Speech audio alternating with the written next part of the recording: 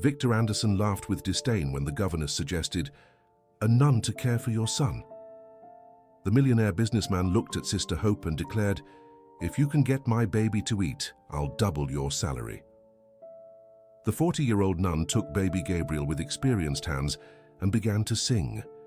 What happened next froze the laughter on his face forever. Sister Mary Hope Santos was 40 years old, a life dedicated to serving others, 20 of those years working at St. Vincent's Children's Home on the outskirts of New York City. Her calloused hands knew the cries of hundreds of abandoned children, each with their own story of pain and need. That Tuesday morning, she never imagined she would be called to solve a problem in one of the most luxurious mansions in the Upper East Side. The governess, Connie, had arrived at the orphanage with eyes red from crying, pleading for a solution that the city's most expensive doctors couldn't find. Baby Gabriel, son of businessman Victor Anderson, had been wasting away for weeks, systematically rejecting all forms of nourishment. Victor Anderson was known in New York City as a ruthless man in business, owner of one of the largest construction companies in the region. At 35, he had built an empire based on iron determination and little tolerance for failure. His personal life, however, had shattered 6 months prior when his wife, Helen, passed away during Gabriel's birth, leaving him alone with a premature baby and a grief that all his money couldn't heal. The 3-story mansion, with its impeccable gardens and imported furniture, had become a silent prison, echoing only with little Gabriel's incessant cries. When Connie brought up the suggestion of hiring a nun from the orphanage, Victor exploded in bitter laughter. He said he had hired the best nannies in New York City, renowned pediatricians, specialized nutritionists, and even a live-in private nurse. How could a simple nun solve what qualified professionals couldn't? But desperation was overcoming pride, as Gabriel had lost more weight in the last week, and pediatrician Dr. Henry had warned of the need for hospitalization if the situation didn't improve within 48 hours. Sister Hope arrived at the mansion on a rainy afternoon, carrying only a small cloth bag with her few belongings and a worn rosary. She observed the luxurious surroundings with serene eyes, showing neither intimidation nor excessive admiration for the expensive objects decorating each room. Victor received her in his office, paneled in fine wood, his tired eyes revealing sleepless nights and an anguish that not even his tailored suits could disguise. He explained the situation with his usual business-like coldness, detailing schedules, methods already attempted, and the medical urgency of the case. The nun listened in silence, nodding comprehendingly, without asking questions or making comments that might sound judgmental. When Victor finished his explanation, she simply asked to meet Gabriel. They went up to the baby's room, an environment decorated with imported nursery furniture, expensive educational toys and medical equipment that constantly monitored the child's vital signs.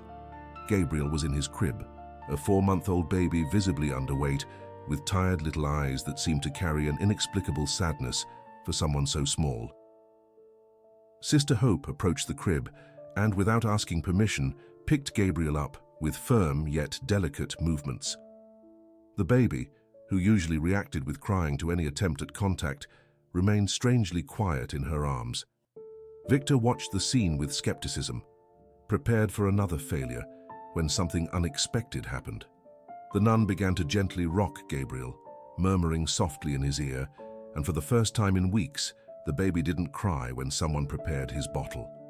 The silence that filled the room was so profound that Victor could hear his own heart beating as he watched that simple woman do what no one else had managed: calm his son.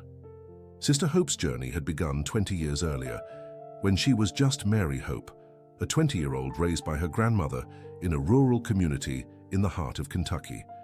Her childhood was marked by poverty, but also by the unconditional love of Grandma Betty, an elderly woman who knew the ancestral secrets of caring for children using lullabies passed down through generations. Her grandmother always said that children understood the language of the heart long before they learned to speak, and that each baby carried a specific need that only true love could decipher. When Grandma Betty passed away, Mary Hope decided to honor her teachings by dedicating her life to caring for abandoned children, finding in religious life a way to serve those most in need. At St. Vincent's Children's Home, she had become a silent legend among the staff and volunteers. Babies who arrived malnourished, traumatized, or with developmental problems found in her hands a hope that often meant the difference between life and death.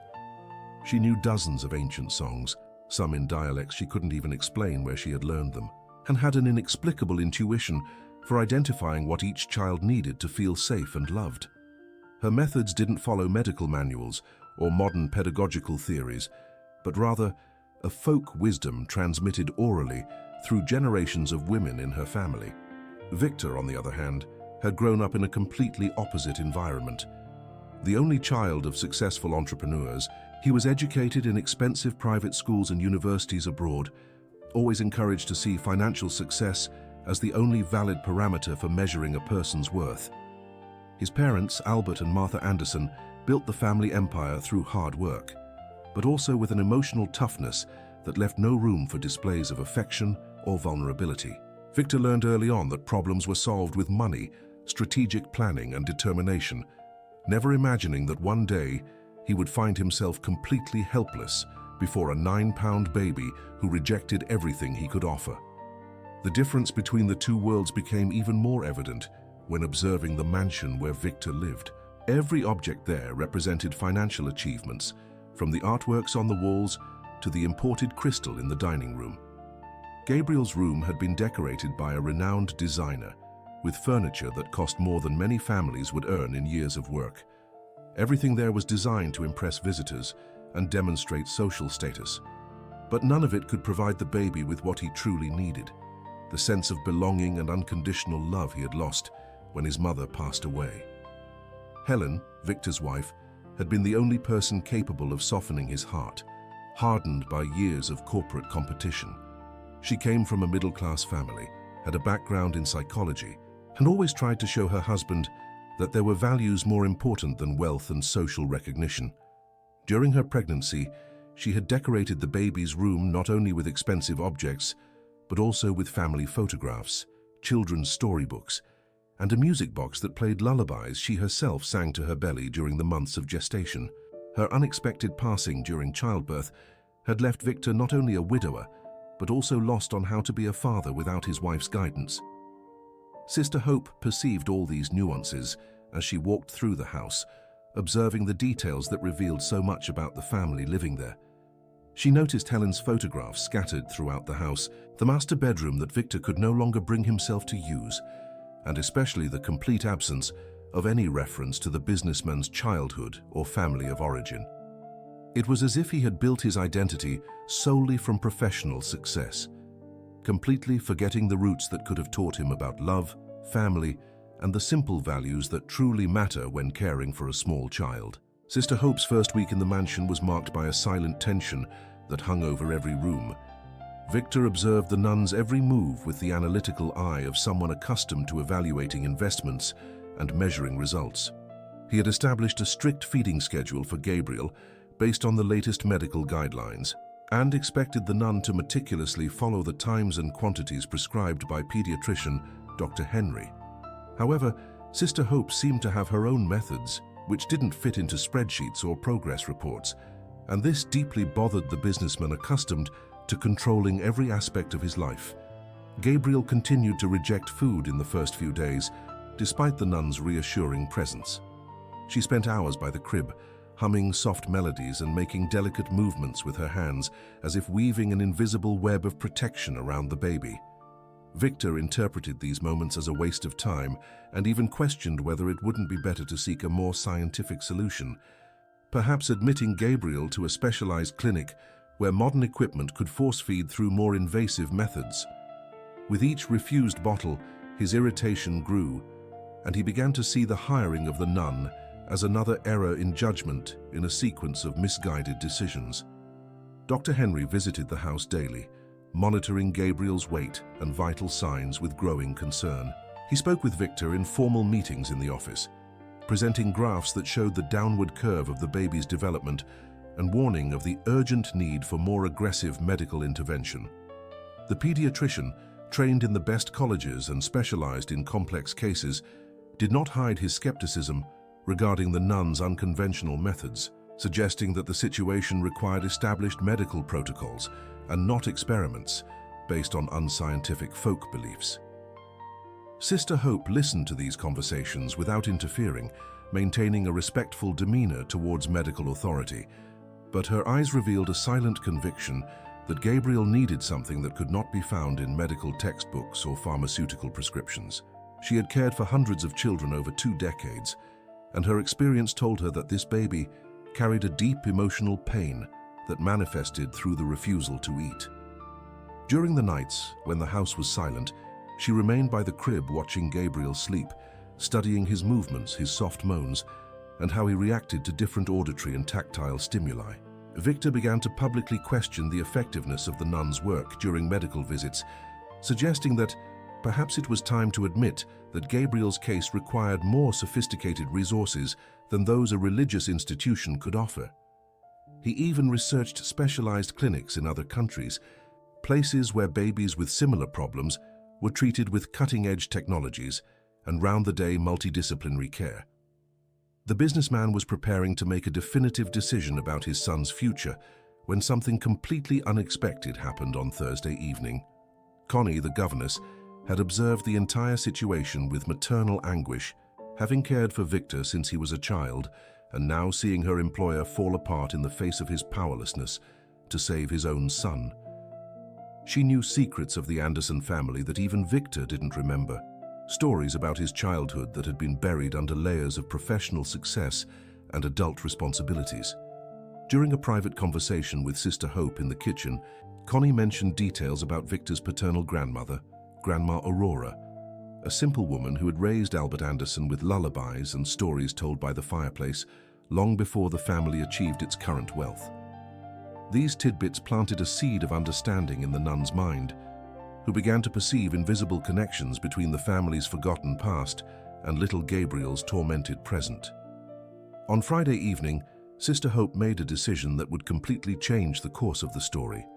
Instead of following the rigid protocol established by Victor, she decided to trust her intuition and the secrets Connie had shared about the family. As she prepared Gabriel's bottle in the silent room, she closed her eyes and let an ancient melody emerge from her memory, a song her grandmother, Grandma Betty, used to sing, and which, according to Connie, was very similar to the one Grandma Aurora sang to lull Albert Anderson decades ago. The lyrics spoke of a little bird finding its nest after flying lost through the world, and the melody had a gentle rhythm that seemed to echo the beats of a tranquil heart.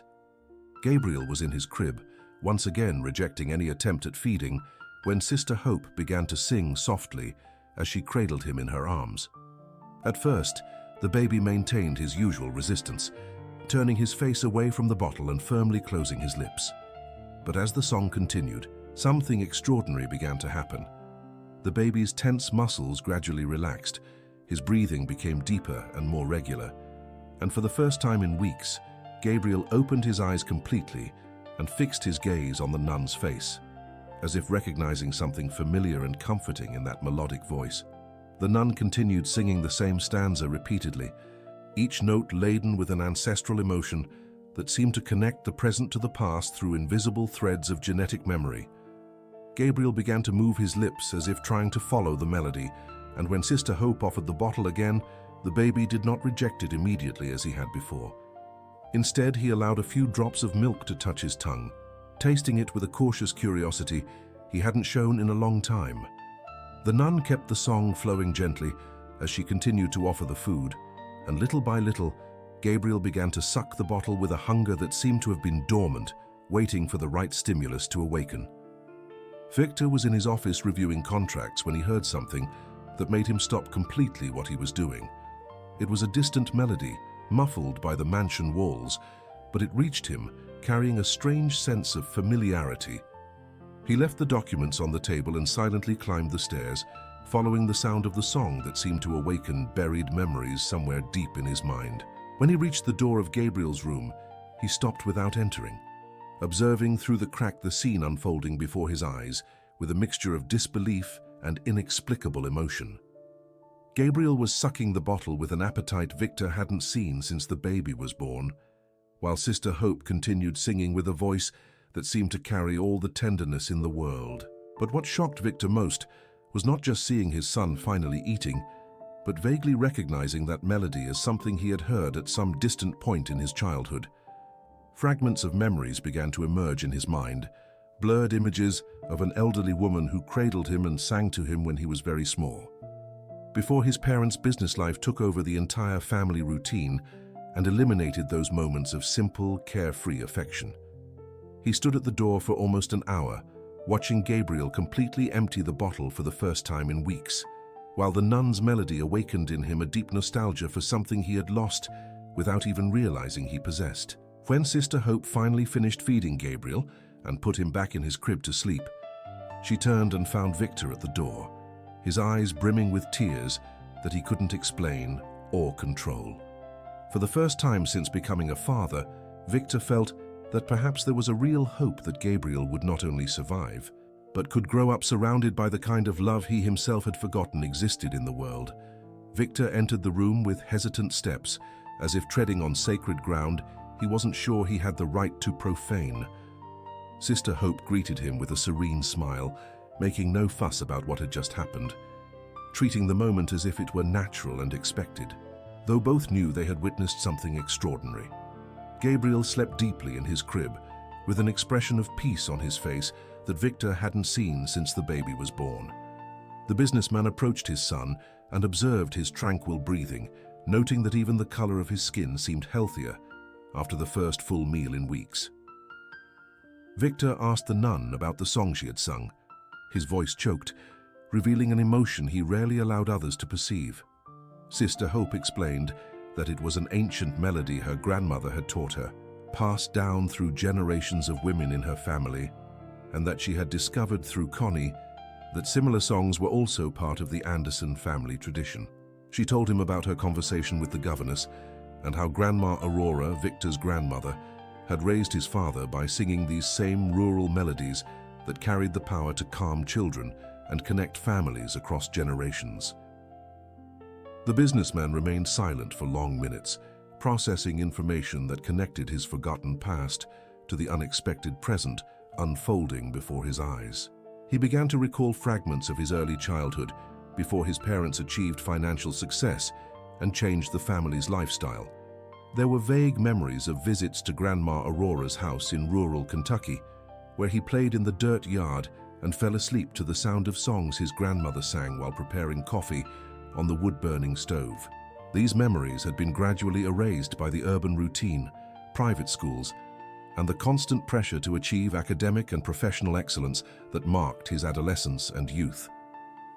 Sister Hope delicately suggested that perhaps Gabriel was missing not just physical nourishment, but an emotional connection to his family roots that had been interrupted when Helen passed away. She explained that during her years at the orphanage, she had observed many children who refused care until they found something that made them feel truly belonging somewhere.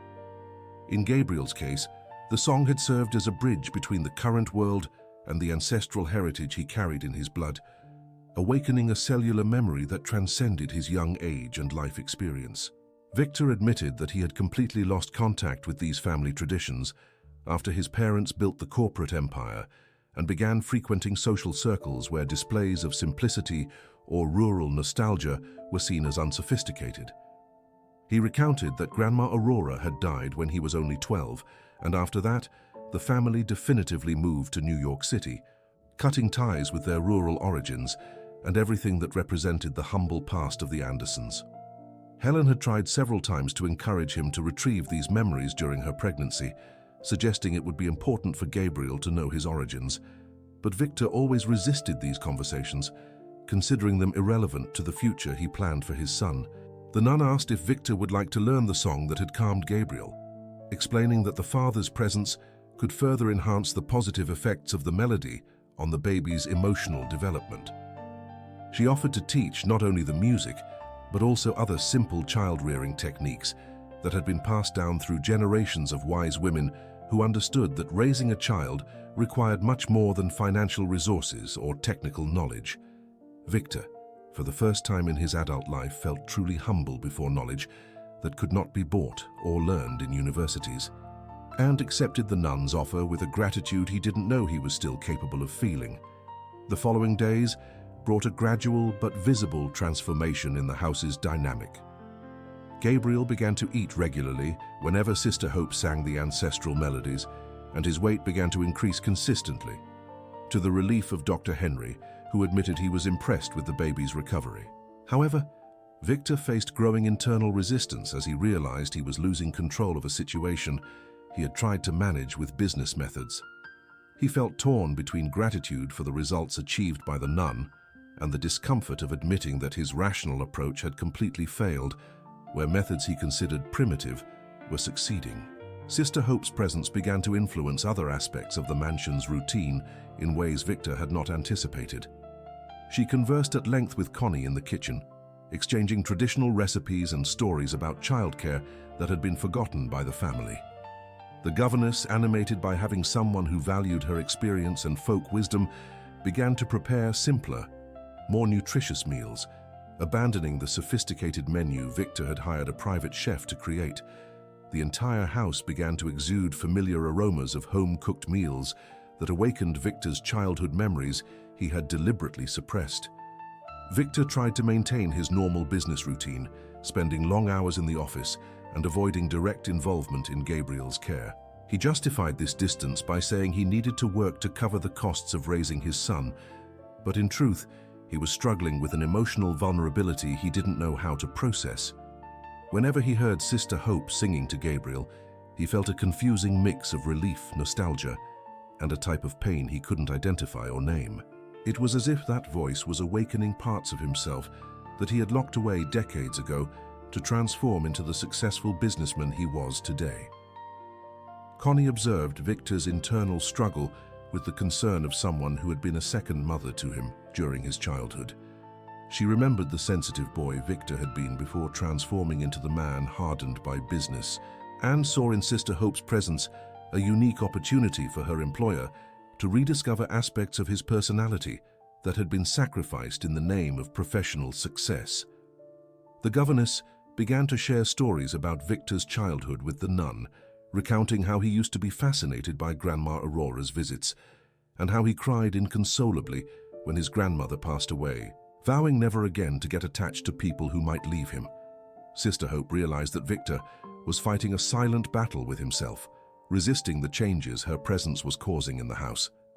She decided to approach the situation indirectly, asking permission to decorate Gabriel's room with some simple elements that could help create a more welcoming environment for the baby.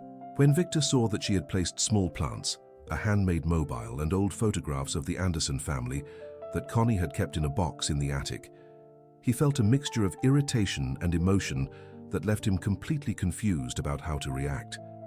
The truth was that Victor was beginning to realize that Sister Hope's presence was not just saving Gabriel, but also forcing him to confront aspects of himself that he had buried under layers of ambition and materialism.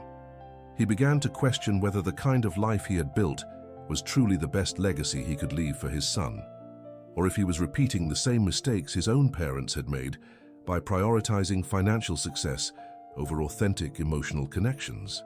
These reflections left him restless and defensive, creating a growing tension that threatened to explode at any moment. Victor began to observe Sister Hope with Gabriel during his work breaks, initially keeping his distance, but gradually getting closer to better understand the methods she used. The nun not only sang the ancestral melodies, but also talked to the baby as if he could understand every word, explaining what she was doing while changing his diapers, telling simple stories about birds and flowers during bath time, and creating an atmosphere of security and belonging that Victor recognized as exactly what had been missing in his own childhood after he lost Grandma Aurora. During a rainy afternoon, Victor finally dared to ask Sister Hope to teach him one of the songs that calmed Gabriel. She received him in the baby's room with maternal patience, first teaching him the melody without words, asking him to hum along until he felt comfortable with the rhythm and intonation. Victor discovered that his voice, hardened by years of business meetings and tense negotiations, needed to find a softness he had forgotten he possessed. When he finally managed to sing the first complete stanza, Gabriel turned his little face towards him with curiosity, as if recognizing a genetic connection that transcended time. Sister Hope used these moments to share practical parenting knowledge with Victor that she had learned during 2 decades of caring for orphaned children. She explained how to identify different types of baby cries, how to recognize signs of hunger, discomfort, or need for affection, and especially how to create routines that provided emotional security without becoming rigid prisons that hindered the child's natural development. Victor realized that he had been trying to apply the same logic of control and predictability he used in business to parenting, without understanding that raising a human being required flexibility, intuition, and above all, the ability to connect emotionally with another being. The conversations between Victor and Sister Hope became deeper as the days passed. She spoke about her experience at the orphanage, about how every child who arrived carried scars of abandonment that could only be healed through consistent love and infinite patience. Victor began to understand that Gabriel, even being so small, had deeply felt his mother's absence and needed much more than medical care to develop healthily. He admitted to the nun that he didn't know how to be a father, that he had grown up in a family where displays of affection were considered signs of weakness, and that Helen had been the only person who had managed to teach him about unconditional love before unexpectedly passing away. Sister Hope responded that parenthood was not something learned from books or manuals, but rather through the daily practice of care, constant trial and error, and especially the willingness to prioritize the child's needs above one's own pride and comfort.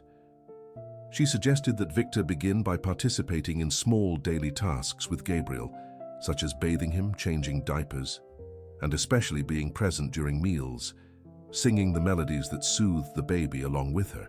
Initially clumsy and insecure, Victor discovered that he had more delicate hands than he imagined, and a voice that, when softened by love, could be as comforting as the nun's own. The social barriers between the millionaire businessman and the nun from the orphanage began to dissolve as they worked together for Gabriel's well-being. Victor began to value Sister Hope's opinions on matters beyond baby care, asking for advice on how to balance work and family, how to keep alive the family traditions he had lost, and especially how to raise Gabriel in a way that honored both Helen's memory and the heritage left by Grandma Aurora. The nun, in turn, learned about the pressures and responsibilities that came with wealth, understanding that Victor was not simply an arrogant man, but someone who had been shaped by social expectations that forced him to hide his true nature for so long that he himself had forgotten who he truly was beneath the corporate mask he wore daily. The crisis arrived unexpectedly on a Monday morning when Dr. Henry brought the news that he needed to officially document Gabriel's case to present at an international medical conference. He explained to Victor that the baby's recovery had been so extraordinary that it deserved to be studied by the scientific community, and that it would be necessary to admit Gabriel for a few days to a specialized clinic to perform detailed examinations and officially record the methods used in the treatment. Victor, influenced by his business instinct to always seek external recognition and validation, was initially enthusiastic about the possibility that his son's case could contribute to the advancement of medicine and perhaps even bring prestige to the family. However, when Victor communicated the decision to Sister Hope, he was met with a silent but firm resistance that completely caught him off guard. The nun delicately explained that separating Gabriel from her at that crucial moment of his recovery could cause a severe emotional setback, as the baby had developed a healthy dependence on the routines and constant presence she provided. She argued that Gabriel was still very emotionally fragile, and that any abrupt change in his environment could cause him to revert to the state of food rejection that had almost cost him his life weeks earlier. Victor found himself torn between the social pressure to accept medical recognition and the protection of his son's well-being. Dr. Henry insisted that the hospitalization would be brief and supervised, ensuring that no harm would be caused to Gabriel, but Sister Hope maintained her position that the baby needed emotional stability more than scientific recognition. The tension grew when the pediatrician suggested that perhaps the nun was exaggerating the importance of her presence, insinuating that she might be creating an unnecessary dependency between herself and the child to maintain her position in the house. Connie observed the discussion with growing concern, remembering how Victor had reacted in childhood when he was forced to make decisions that prioritized external expectations over his personal feelings. She tried to intervene delicately, suggesting that perhaps it would be better to wait a few more weeks before exposing Gabriel to hospital environments. But Victor had already publicly committed to Dr. Henry and felt that backing down would be interpreted as weakness or lack of confidence in traditional medicine. The situation worsened when Victor announced that he had scheduled Gabriel's hospitalization for the following Thursday, giving Sister Hope only 3 days to prepare the baby for the separation. The nun accepted the decision with Christian resignation, but Gabriel began to show signs of anxiety that seemed to confirm her concerns. The baby had difficulty sleeping again, cried more during diaper changes, and more worryingly began to reduce the amount of milk he accepted during meals. Victor interpreted these signs as coincidence, refusing to admit that his decision could be harming the son he was trying to protect. On the eve of the hospitalization, the tension in the house had become unbearable. Sister Hope spent the entire night by Gabriel's crib, singing the ancestral melodies with desperate dedication, as if trying to engrave her voice in the baby's memory so he could carry it with him during the separation. Victor watched from the bedroom door, feeling a growing anguish he couldn't admit even to himself. He began to question whether he was making the right decision, but his pride and social pressure had already created a momentum that seemed impossible to reverse. Connie attempted one last intervention, showing Victor old photographs of him as a baby in Grandma Aurora's arms, reminding him how devastated he had been when he was separated from his grandmother to start full-time school. She asked if he truly wanted Gabriel to go through the same experience of loss and abandonment that had marked his own childhood, forcing him to confront painful parallels between his personal history and the decisions he was making as a father. Victor spent the entire night without sleeping, walking through the house and fighting an emotional storm that threatened to shatter the defensive barriers he had built over decades of business life. On Thursday morning, Victor woke up certain that he couldn't take Gabriel to the clinic. During the sleepless night, he had finally understood that he was repeating his parents' pattern, prioritizing external recognition and social expectations over his son's emotional well-being. When he went down for breakfast, he found Sister Hope already dressed and with a small bag packed, ready to accompany Gabriel to the clinic, even knowing that her stay would not be permitted during the examinations.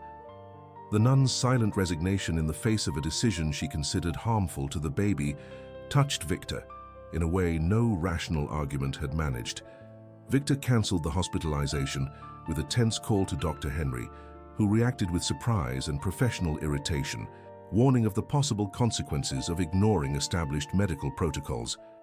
The businessman explained that he had decided to prioritize Gabriel's emotional stability above any scientific recognition, and that he would continue to follow the methods that had saved his son's life, regardless of the medical community's opinion. This decision represented a milestone in Victor's life, being the first time in decades that he chose to follow his paternal intuition. Instead of seeking external validation from authorities, he had learned to respect unconditionally. Connie was the one who revealed to Victor the surprising connection that explained why Sister Hope's songs had worked so perfectly with Gabriel. During an emotional conversation in the kitchen, she recounted that she had discovered through conversations with the nun that Grandma Betty, Sister Hope's grandmother, and Grandma Aurora, Victor's grandmother, had been childhood friends in the same rural community in Kentucky. They had grown up together, sharing the same lullabies and family traditions, before their families' paths diverged when they migrated to different cities in search of better living conditions. The revelation that the two families shared common roots and identical ancestral traditions explained why Gabriel had responded so naturally to Sister Hope's songs. It was as if the baby was recognizing a genetic heritage that transcended generations, connecting him to a lineage of love and care that had been temporarily interrupted but never completely lost. Victor understood that the nun's presence in his home had not been a coincidence, but rather the result of a convergence of destinies that allowed Gabriel to recover an ancestral connection he didn't even know he had lost. Sister Hope confirmed Connie's story, revealing that her grandmother, Grandma Betty, had always spoken of Aurora Anderson as a soul sister she had never forgotten. She recounted that she had recognized the surname when Connie sought her out at the orphanage, but had only understood the depth of the connection when she heard Victor instinctively hum some of the melodies she had taught, as if they were etched in his cellular memory through generations of Andersons who had preserved them. Victor finally understood why he had felt an inexplicable familiarity with the nun's songs and why Gabriel had responded so positively to her presence. They were not strangers united only by professional circumstances, but rather representatives of families that had been connected by bonds of friendship and tradition long before either of them was born. The discovery completely transformed the dynamic of the relationship between Victor and Sister Hope, who stopped seeing each other as employer and employee to recognize each other as guardians of a shared cultural heritage that needed to be preserved and transmitted to Gabriel. Victor's definitive transformation began when he decided not only to accept Sister Hope's methods, but also to actively dedicate himself to learning about his own family roots. He asked Connie to help him locate Grandma Aurora's personal belongings that had been stored in the attic, including old photographs, handwritten letters, and even a notebook where she had written down some of the traditional songs and recipes she used. Victor discovered aspects of his family history that his parents had never shared, understanding that he had lost much more than he imagined when the family cut ties with their rural origins in the name of urban social ascent. 6 months later, the Anderson mansion had become a completely different place, where the sound of lullabies naturally blended with the noise of business meetings that Victor began to hold at home, to more closely follow Gabriel's development. The baby had transformed into a healthy, smiling child who responded to both his father's voice and Sister Hope's with the same confident joy. Victor had learned not only the ancestral songs, but also family stories that he now told Gabriel during bath time and before bed, creating a cultural continuity that had been interrupted for an entire generation. Sister Hope remained in the house no longer as a temporary employee, but as an integral part of the family that had formed through the extraordinary circumstances that united them. Victor built a small prayer chapel in the garden where she could say her morning prayers, and converted one of the guest rooms into a space where she received other mothers and children from the community who needed guidance on traditional child care. The house had become a meeting point where ancestral knowledge and modern resources combined to create an environment of healing and growth that benefited not only Gabriel but the entire surrounding community. Victor completely redesigned his work schedule, delegating more responsibilities to his team and creating a routine that allowed him to be present during Gabriel's meals, participate in baths, and especially sing the lullabies that had become a sacred ritual between father and son. He discovered that active fatherhood not only strengthened his relationship with Gabriel, but also made him more balanced and efficient in his professional activities, as he had learned to prioritize what truly mattered instead of getting lost in the perfectionism and excessive control that characterized his previous life. Connie observed the transformations with tears of joy, finally seeing the dream realized that Victor could rediscover the capacity to love and be loved that she knew he possessed since childhood. The governess had become a kind of matriarch of the new family configuration, preserving photographs and objects that told the story of previous generations and teaching Gabriel about his origins. Through stories told during meals she prepared with traditional recipes that Grandma Aurora had left as a legacy. Victor established a foundation in the names of Helen and Grandma Aurora, dedicated to supporting orphanages and institutions that worked with abandoned children, using part of his resources to create programs that combined modern medical care with traditional methods of child attention that had saved Gabriel's life. Sister Hope became a principal advisor to the foundation, traveling to other cities to teach care techniques she had perfected over decades of working with vulnerable children. The house that once echoed only with the tense silence of business and the pain of loss had transformed into a home where Gabriel's laughter mixed with conversations about family traditions, where ancestral songs created a constant soundtrack of love and belonging, and where 3 adults from completely different backgrounds had discovered that family is not defined by blood ties or social status, but by the willingness to care for each other with unconditional dedication.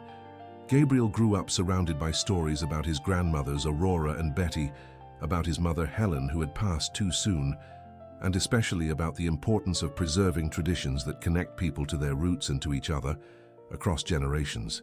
Victor had understood that true success was not measured only by financial achievements, but by the ability to create legacies of love that could be transmitted to future generations, honoring the past while building a present full of hope and authentic connections that no amount of money could buy. 2 years later, Victor watched Gabriel take his first steps in the garden while humming one of the melodies he had learned from Sister Hope. The boy ran towards the nun's arms with the same confidence with which he approached his father, demonstrating that he had grown up in an environment where love and security did not depend on a single person, but on a network of care that had formed through the recognition that we all need each other to be complete. The mansion had become a symbol of how material wealth can be transformed into human wealth when placed at the service of true love. Victor had discovered that being a father did not mean having all the answers, but rather having the humility to learn from those who carry ancestral wisdom in their hearts.